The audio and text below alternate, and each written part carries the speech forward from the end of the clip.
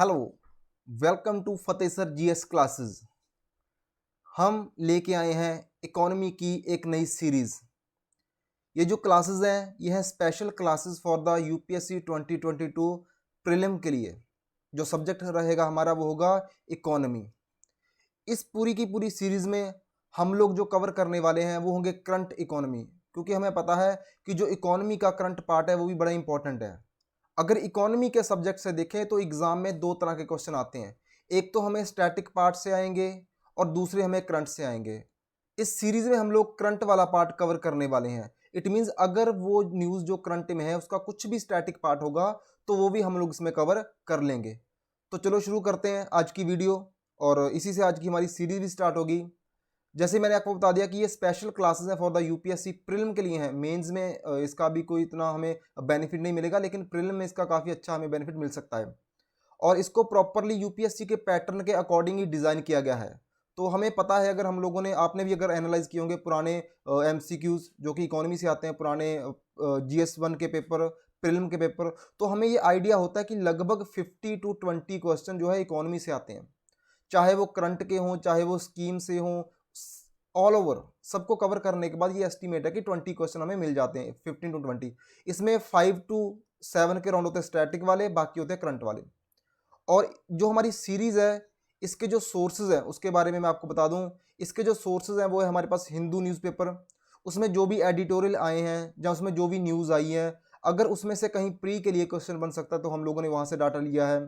Indian express newspaper है उसको भी हम लोगों ने कवर किया है। इकोनॉमिक्स टाइम्स जो आती है उसको भी कवर कर लिया हम लोगों ने, मिंट को भी कवर कर लिया, और ऐसे और काफ़ी सारे सोर्सेज हैं जिनको हम लोगों ने कंसाइज कर दिया इस सीरीज में। तो अगर आप ये सीरीज देख रहे हो तो आपको किसी और सोर्स को पढ़ने की जरूरत नहीं है, बस इसकी रिवीजन कर ले और आपका जो करंट वाला पार्ट है इकोनॉमी का, मैं बार बार कह रहा हूँ करंट पार्ट ही कवर होगा। और हाँ, कुछ जो स्टैटिक होगा वो भी इसमें कवर हो जाएगा। तो चलो शुरू करते हैं आज का वीडियो। और अगर आप मेरे चैनल पे नए हो तो प्लीज़ चैनल को सब्सक्राइब जरूर कर देना, क्योंकि ये काफ़ी इंपॉर्टेंट सीरीज़ है जो कि आपके लिए आने वाली है। और अगर आप पुराने स्टूडेंट हो तो वीडियो को जल्दी जल्दी लाइक करो और अपने दोस्तों के साथ शेयर जरूर कर देना। और ये जो वीडियो है, जैसे बाकी मेरी सीरीज़ होती है वो बाइलिंगुअल रहती है, सेम ऐसा ही रहेगा। इसमें भी जो स्टेटमेंट है वो मैं इंग्लिश में भी रीड करूंगा और उसको हिंदी में भी एक्सप्लेन करूंगा।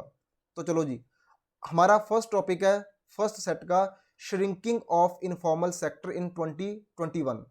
तो अगर बात करी जाए, जो 20 हमारा जो लास्ट ईयर था 2020 एंड 2021, उसमें जो हमारा इनफॉर्मल सेक्टर है वो श्रिंक हो गया, मीन्स कम हो गया है। और आपको पता होगा कि यूपीएससी का एक ट्रेंड है, एक पैटर्न है कि वो ट्रेंड बेस्ड क्वेश्चन बड़े पूछती है कि ऐसा होता था, ऐसा हो रहा है, कुछ भी ऐसा। तो अब इनफॉर्मल की बात हो रही है तो ये श्रिंक हो रहा है कहते हैं। अब इसकी डिटेल देखते हैं। जो एसबीआई है उन्होंने एक रिसर्च रिपोर्ट सबमिट करी है जिसमें कि ये बताया गया है कि जो इनफॉर्मल सेक्टर है वो फॉर्मलाइजेशन की ओर जा रहा है। अब ये इनफॉर्मल सेक्टर क्या होता है, फॉर्मल सेक्टर क्या होता है, आपको मैं बता दूं। इनफॉर्मल सेक्टर में ओनर्स अकाउंट जो होते हैं या फिर जो अनऑर्गेनाइज्ड एंटरप्रेन्योर्स होते हैं जो कि हमें एम्प्लॉयमेंट प्रोवाइड करते हैं और वो एम्प्लॉय को हायर भी करते हैं। सिंपली बताऊं आपको, बिल्कुल इजी, जो आप अपनी डेली लाइफ में फील करते हो। मान लो आप मार्केट जा रहे हो तो मार्केट में कहीं आपको पानी पूरी वाला मिल गया, ठीक है जी। वो जो पानी पूरी वाला है वो हमारा इनफॉर्मल सेक्टर है। उसके पास कोई लाइसेंस नहीं है, उसका कोई रिकॉर्ड नहीं है, उसका कोई जीएसटी नंबर नहीं है, तो ये हो गया इनफॉर्मल सेक्टर। अगर उसी पानी पूरी के बाद आप लोग जा रहे हो किसी मॉल में जूते लेने, कपड़े लेने, तो वो जो मॉल होगा, जो वो जहाँ से आप जूते ले रहे हो या कपड़े ले रहे हो, वो एक फॉर्मल सेक्टर होगा, क्योंकि उसका एक जीएसटी नंबर होगा, उसने प्रॉपरली अपनी फर्म को रजिस्टर करवाया होगा। तो ये डिफरेंस होता है। क्लियर है जी, आगे चलें। और ये न्यूज़ में क्यों है, क्योंकि मैंने आपको बता दिया कि अभी अभी जो एसबीआई है उन्होंने एक रिपोर्ट सबमिट करी है, उसमें ये बताया गया है कि इनफॉर्मल सेक्टर कम हो रहा है और फॉर्मलाइजेशन की ओर बढ़ रहे हैं। अभी चाहे हमें पता है कि काफ़ी पेंडेमिक का इशू था, हाँ ये बड़ी इंपॉर्टेंट स्टेटमेंट है कि इवन ड्यूरिंग द पेंडेमिक हमें लग रहा था कि शायद इनफॉर्मल सेक्टर, जो इनफॉर्मल वर्कर है वो ग्रो करेगा, लेकिन नहीं। अकॉर्डिंग टू 2021 डाटा, जो इनफॉर्मल सेक्टर है वो रिड्यूस हुआ है, ठीक है जी। कोविड का भी काफ़ी ह्यूज इम्पैक्ट था, तब भी इनफॉर्मल सेक्टर कम हुआ है और फॉर्मलाइजेशन की ओर हम लोग बढ़ रहे हैं। अगर डाटा देखें तो 2017-18 के अकॉर्डिंग हमारे पास 52% जो इकोनॉमिक आउटपुट था वो इनफॉर्मल सेक्टर से था, जो कि अब इस साल जो भी 2020 का डाटा है उसके अकॉर्डिंग ये रिड्यूस होकर 20% रह चुका है। तो काफ़ी ज़्यादा रिड्यूस हुआ है इनफॉर्मल सेक्टर।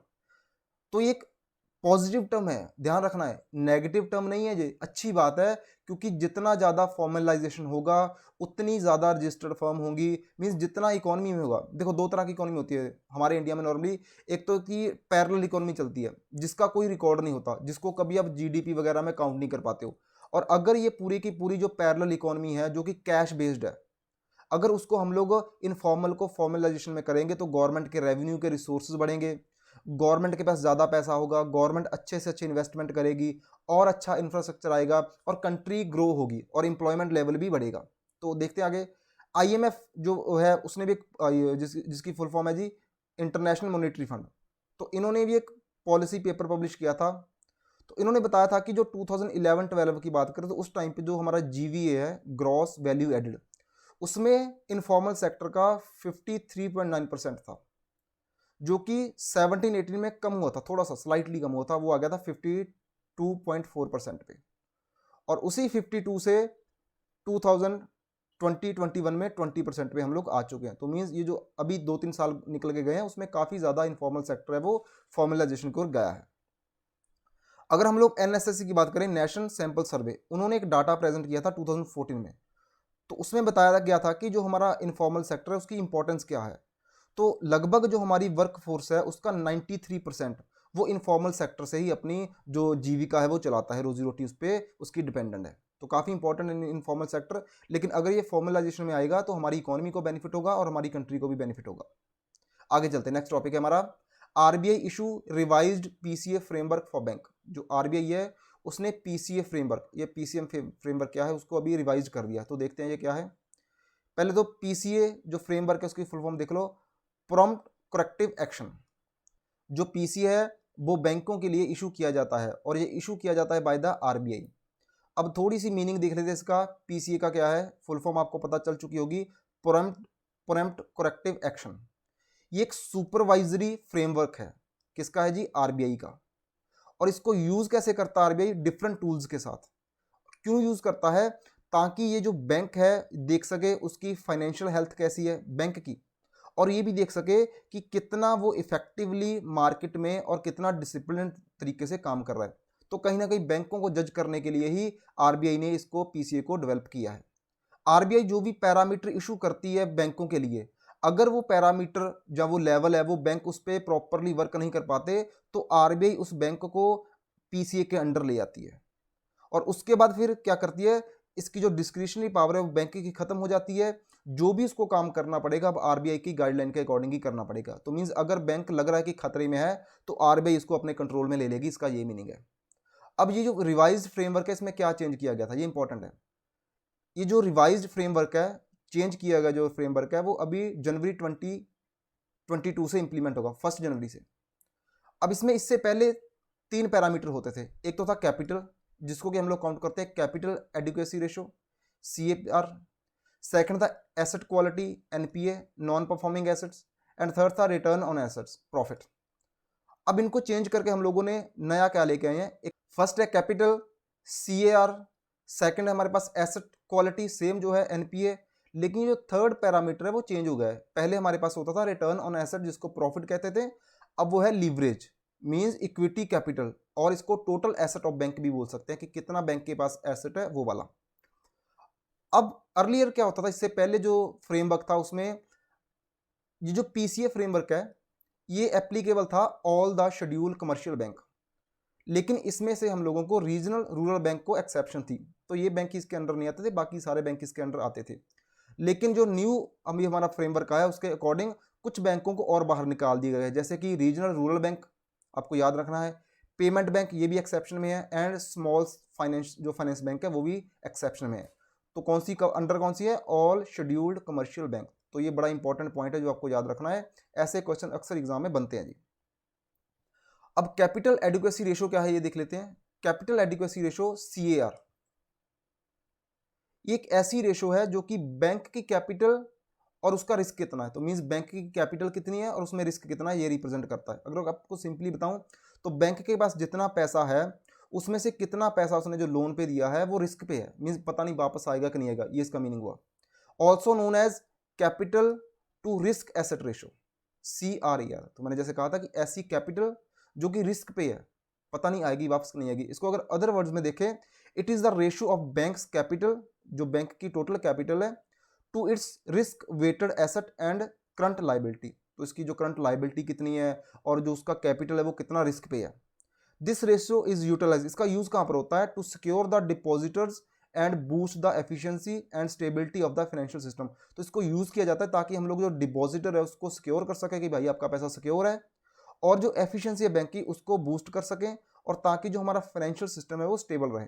अगर बैंक खतरे में है तो कंट्री का जो फाइनेंशियल सिस्टम है, इकोनॉमी है, वो भी खतरे में हो सकती है। तो ये गवर्नमेंट के एफर्ट्स होते हैं ताकि इसको कंट्रोल में रखे। जब भी कोई बैंक पीसीए फ्रेमवर्क के अंडर आएगी तो क्या क्या चेंजेस हो जाएगा, और आई कैन से दैट कि बैंक जो है उसको कौन कौन सी बातें हैं जो आरबीआई की माननी पड़ेगी। तो मींस आरबीआई के कौन कौन से एक्शन हो सकते हैं। सबसे पहले तो आरबीआई कुछ रिस्ट्रिक्शन लगा देगी, किस किस चीज़ पे। एक तो ब्रांच एक्सपेंशन, ऐसा नहीं कि अब बैंक अपनी कोई भी ब्रांच ओपन नहीं कर सकती। सेकंड, डिस्ट्रीब्यूटिंग डिविडेंड, जो डिविडेंड है वो भी अब डिस्ट्रीब्यूट अपनी मर्जी से नहीं कर सकती, आरबीआई की मर्जी से करेगी वो।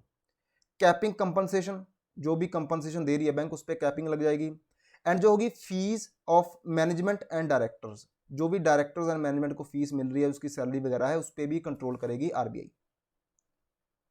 अगर एक्सट्रीम केस आ गया तो आरबीआई को लग रहा है कि अब बैंक ज्यादा खतरे में है, तो आरबीआई इसको रोक सकती है कि भाई आप अब लैंडिंग भी नहीं करोगे, कहीं लोन नहीं दोगे, ठीक है। या फिर वो बता देगी कि आपको ज्यादा से ज्यादा इतना ही लोन देना, इससे ज्यादा नहीं देना, और वो भी खास करके स्पेसिफिक सेक्टर्स को बोल देगी कि इस सेक्टर को आप दे सकते हो, इस सेक्टर को नहीं दे सकते हो। मींस जिस सेक्टर में ज्यादा रिस्क होगा उसको आप वो रोक देगी बैंक को कि आप लोन मत देना।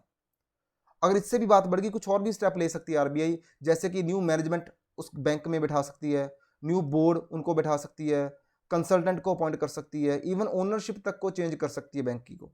और ये भी कर सकती है कि बैंकों को मर्ज कर दिया जाए। तो आपने देखा होगा कुछ सालों पहले बैंकों को मर्ज भी किया गया। उसका रीजन क्या था कि वो बैंकें पीसीए के अंडर थे, उनकी जो फाइनेंशियल हेल्थ है वो अच्छी नहीं थी। जैसे मैंने बताया कि बैंकें अगर स्ट्रांग होंगी तो हमारा फाइनेंशियल सिस्टम स्ट्रांग होगा। अगर वो सिस्टम स्ट्रांग है तो इंडिया की इकोनॉमी स्ट्रांग होगी और इंडिया बूस्टअप करेगा। हमारे पास नेक्स्ट टॉपिक है RBI panel on ARC, asset reconstruction companies. देखो ये सारी की सारी एनपीए से रिलेटेड है, ठीक है। एनपीए ये क्या होता है, नॉन परफॉर्मिंग एसेट्स। बैंकों को इम्प्रूवाइज करने के लिए काफ़ी कुछ आरबीआई कर रही है, और उसमें एक है एआरसी को एस्टेब्लिश करना। अभी अभी स्ट्रीमलाइन किया गया है फंक्शन ऑफ द एआरसीज, और कुछ पैनल ने, जो पैनल्स हैं उन्होंने कुछ ना कुछ सजेशन दिए हैं, वो देखते हैं क्या क्या सजेशन है, ताकि जो एआरसी है वो कैसे काम करे। आपको थोड़ा सा इसका बेस बता दूं क्यों बनाई गई थी। एनपीए जैसे मैंने आपको बताया, नॉन परफॉर्मिंग एसेट्स। बैंक ने लोन दे दिया जी किसी पर्सन को या किसी कंपनी को, अब वो कंपनी पैसे वापस नहीं कर रही।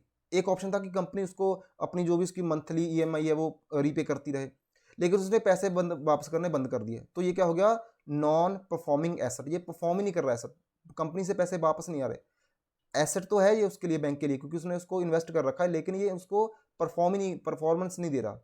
तो इस केस में बैंक क्या करती है, इस जो नॉन परफॉर्मिंग एसेट है, जो पैसा नहीं वापस आ रहा, उसको किसी और फर्म को बेच देगी कि भाई हमें ना आप ऐसा करो, इसका चाहे इतने दे दो, उसमें से आप जितने मर्जी कैरी कर लो।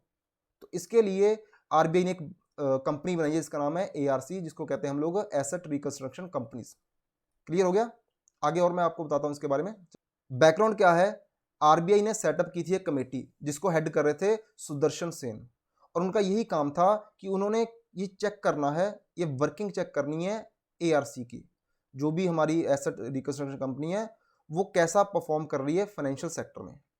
ठीक है जी, बस कमेटी का नाम याद रखना है सुदर्शन सेन, और इसका काम याद रखना है कि इन्होंने एआरसी जो है हमारी, उनको चेक करना था कि उनकी वर्किंग कैसी चल रही है, जिस काम के लिए इनको एस्टेब्लिश किया गया था वो काम कर रही है कि नहीं कर रही है। सजेशन क्या दी गई है इस कमेटी के द्वारा, उन्होंने बताया कि एक तो भाई ऑनलाइन प्लेटफॉर्म एस्टेब्लिश करो, किस काम के लिए, सेल करने के लिए स्ट्रेस्ड एसेट, जितने भी स्ट्रेस एसेट हैं जो परफॉर्म नहीं कर रहे हैं। ठीक है, आई होप आपको क्लियर होगा कि स्ट्रेस एसेट क्या है। जैसे मैंने बताया कि जो बैंक ने पैसा दिया किसी को, ठीक है जी, ये पर्सन है कोई, अब वो पैसा वापस ही नहीं कर रहा। ठीक है, अब बैंक को टेंशन है कि भाई मेरा पैसा कैसे वापस आएगा। तो है तो वो बैंक का एसेट, लाइबिलिटी नहीं है, क्योंकि बैंक ने उसको इन्वेस्ट किया है, लेकिन वो लेकिन वो परफॉर्म नहीं ना कर रहा। तो इस चक्कर में इसको कहते हैं हम लोग स्ट्रेस एसेट। और इन्होंने बोला है कि भाई एआरसी को अलाउ कर दो, अगर कहीं इंसॉल्वेंसी और बैंकरप्सी कोड उसका इशू बनता है तो ये रिजॉल्व कर देगी इसको ये भी पावर दे दो आप। और एक सजेशन दिया कि अगर कोई भी अकाउंट है जो कि 500 करोड़ से ज़्यादा होता है तो उस केस में 2 बैंक है ऐसी होंगी जो अप्रूव करेंगी एक्सटर्नल वैल्यूअर, मीन्स 2 ऐसे इंसान आएंगे बाहर से जो कि पूरी की पूरी जो भी उसकी लिक्विडेशन करनी है उसकी वैल्यू को फेयर मार्केट प्राइस से बताएंगे और उसकी वैल्यू निकालेंगे। ठीक है जी। तो ये मीन्स कि 2 और इंटरमीडिएटरी होंगे जो कि वैल्यू बताएंगे कि इस बैंक की इतनी है उसको लिक्विडेशन करने से पहले। और अगर इसको फाइनलाइज करना होगा, फाइनल अप्रूवल देने के लिए एक कमेटी बनेगी। ठीक है, हाई लेवल कमेटी बनेगी जो कि प्राइस को रिवाइज करेगी और उसके बाद फिर वो इसको पावर दे देगी कि यस ये सही है। तो एक हायर लेवल की कमेटी भी बनी है जो कि जो भी ये बताएगा ना कि हाँ इतना इसकी वैल्यू है उसको अप्रूव करने के लिए भी एक हाई लेवल की कमेटी बनाई जाएगी। तो काफ़ी अच्छी सजेशन दी गई हैं। अब देखते हैं कि एआरसी क्या है, एसेट रिकंस्ट्रक्शन कंपनीज का मीनिंग क्या है। जैसे मैंने कहा कि एक स्पेशलाइज्ड फाइनेंशियल इंस्टीट्यूशन है, तो याद रखना कि फाइनेंशियल इंस्टीट्यूशन है जो कि क्या करती है, बाय करती है। भाई किसको बाय करेगी, एनपीए को, और ये एनपीए होंगे किसके, बैंक के, ताकि बैंक अपनी जो बैलेंस शीट है उसको क्लियर कर सके। आई होप क्लियर हो गया होगा अब क्या है। ठीक है, तो ये भी एक इट्स लाइक अ कंपनी जो कि फाइनेंशियल कंपनी है, वो बैंक के पास जाएगी कि अच्छा बैंक जी आपके क्लियर नहीं हो रहे तो आप मुझे बाय कर दो, मैं खुद ही इससे निपट लूंगा, और उसके पैसे बैंक को मिल जाएंगे, जिससे कि बैंक अपनी बैलेंस शीट को क्लियर कर लेगी। बड़ी इंपॉर्टेंट स्टेटमेंट है, इसको अपनी कॉपी पे नोट कर लेना। Banks rather than going after the defaulters by wasting their time and efforts can sell their bad asset to the ARC mutually agreed value. अब क्या होता है कि बैंक जहाँ तो उसके पीछे जाए जो कि डिफॉल्टर है, अपना टाइम वेस्ट करे बार बार, उसको एफर्ट्स अपने वेस्ट करें, और जहाँ फिर दूसरा रास्ता क्या है कि वो जो अपने बैड एसेट है उसको इस कंपनी को एआरसी को सेल कर दे, जो भी उनको लगे कि इतनी वैल्यू सही है उस पर सेल कर दे, लॉस प्रॉफिट वो देख लेगी, उस पर सेल कर देगी और एआरसी खुद उससे निपट लेगी। This helps bank to concentrate on the normal banking activities. इससे क्या होगा कि जो बैंक है वो अपनी नॉर्मल जो भी उनकी एक्टिविटीज है उस पर कंसंट्रेट कर पाएगी। ठीक है, और जो एआरसीज हैं वो रजिस्टर्ड होंगी अंडर द आरबीआई, आरबीआई के अंडर ये रजिस्टर होती हैं। ओके, नेक्स्ट है हमारे पास लीड्स रिपोर्ट 2021। लीड्स की फुल फॉर्म देख लो, logistic ease across different states. तो स्टेट की बात हो रही है। अब जो लीड्स रिपोर्ट है इसको जो पब्लिश कर रही है, रिलीज कर रही है, वो हमारी मिनिस्ट्री है, ministry of commerce and industry. ऐसी स्टेटमेंट इंपॉर्टेंट होती है, एग्जामिनर आपसे पूछ सकता है कि भाई कौन सी मिनिस्ट्री है जो किसको रिलीज कर रही है लीड्स को, और लीड्स की फुल फॉर्म तो आपको कम से कम पता ही हो। ठीक है, तो याद रखना ministry of commerce and industry. Leads report क्या चेक करती है कि जो स्टेट और हमारी यूटीज है उनकी लॉजिस्टिक में परफॉर्मेंस कैसी है, वो क्या क्या एफर्ट्स कर रहे हैं ताकि उनकी लॉजिस्टिक परफॉर्मेंस इंक्रीज हो, मीन्स उनका इंफ्रास्ट्रक्चर कैसा है। इस रिपोर्ट को लॉन्च किया गया था 2018 में, और ये करती क्या है, ये स्टेट्स एंड यूटी को रैंक करती है। किस बेस पे रैंक करेगी, उनकी क्वालिटी एंड कैपेसिटी के बेस पे उनका इंफ्रास्ट्रक्चर कैसा होगा। अब इंफ्रास्ट्रक्चर में क्या क्या आएगा, हमारे पास रोड्स आएंगे, रेल्स आएंगी, वाटरवेज आएंगे, वेयर हाउस आएंगे, और जो भी ऑपरेशनल लॉजिस्टिक को ईज करने के एफर्ट्स होंगे। तो आई होप आपको क्लियर होगा। तो जो लॉजिस्टिक कॉस्ट है उसको हम रिड्यूस करना चाहते हैं। एक्चुअल में है क्या कि जो भी हमारा एक्सपोर्ट है, इंपोर्ट है, खासकर एक्सपोर्ट की बात करें तो उसमें जो हमारी लॉजिस्टिक कॉस्ट है वो अप्रोक्सीमेटली 13% के अराउंड है। मीन्स जो भी हमारे इंटरनेशनल मार्केट में हमारी जो लॉजिस्टिक कॉस्ट है वो 13% है, तो काफ़ी ज़्यादा है। अगर वर्ल्ड वाइड देखें जो डेवलप्ड कंट्री है वो 8% पे है, तो इट मीन्स उनका जो प्रोडक्ट का प्राइस होगा वो लगभग 5% हमसे कम हो सकता है। तो इंडियन गवर्नमेंट एफर्ट्स कर रही है ताकि जो हमारा प्राइस है वो इंटरनेशनल मार्केट में कम हो और हम लोग कॉम्पिटिटर अच्छे बन सके इंटरनेशनल मार्केट में बड़ी बड़ी कंट्रीज के। स्टेट के रैंकिंग देख लेते हैं कैसे गए हैं। टॉप परफॉर्मिंग स्टेट कौन सी है इसमें, गुजरात, हरियाणा एंड पंजाब। और अगर गुजरात की बात करें तो गुजरात लगातार तीसरे साल टॉप कर रहा है, थर्ड ईयर उनका टॉप करने वाला। और अगर यूटीज की बात करें तो दिल्ली टॉप पे है। अगर हम लोग बात करें नॉर्थ ईस्टर्न स्टेट की और हिमालयन स्टेट की तो उस केस में जम्मू एंड कश्मीर टॉप पे है, उसके बाद सिक्किम आता है और मेघालय आते हैं। ठीक है जी, तो ये जो स्टेट्स हैं इनकी रैंकिंग बड़ी इंपॉर्टेंट होती है, स्टेटमेंट में पूछ लेता है एग्जामिनर आपसे। तो ये रहा आज का हमारा इकोनॉमी का फर्स्ट लेक्चर। आगे ऐसी इंफॉर्मेटिव वीडियो और आएगी। अगर आपको वीडियो अच्छी लगी हो तो प्लीज़ मेरे चैनल को सब्सक्राइब करें, अब वीडियो को लाइक करें और अपने दोस्तों के साथ शेयर जरूर कर लेना। Okay ji, thank you, have a good day.